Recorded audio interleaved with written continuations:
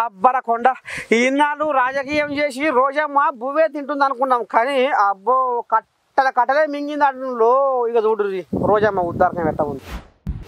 అయ్యయ్యయ్యయ్యో రోజక్క ఎంత పని చేసుకుంటివి అమ్మ చేతులారా, నీ పరువు ప్రతిష్ట గౌరవం అంతా గంగల కలుపుకుంటివి. ఏం సకదానం రోజక్క, 10 మందికి చెప్పేదానివి 10 మందితో చెప్పించుకునే కాడికి వచ్చింది నీ వ్యవహారం.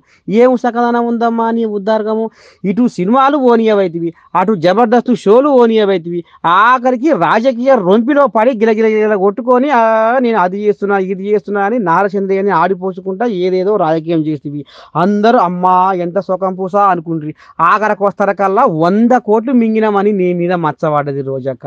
నీ దండం పెడితే ఆడుదాం ఆంధ్ర పేరు మీద 100 కోట్ల అక్రమాలకు పాల్పడవంటే ఇక నీ ఏమని చెప్పాలక్క. ఇక ఈ రకంగా నీ ఇక మరి సిఐడి వాళ్ళకు పోయిందటనుల్లా అప్పుడే రోజక్క పేరు. ఇక మరి ఎట్లయితుందో ఏం పోతుందో కానీ మొత్తానికైతే మచ్చ తెచ్చుకుంది ఇప్పుడు రోజక్క ఈ పాడుపడగారా.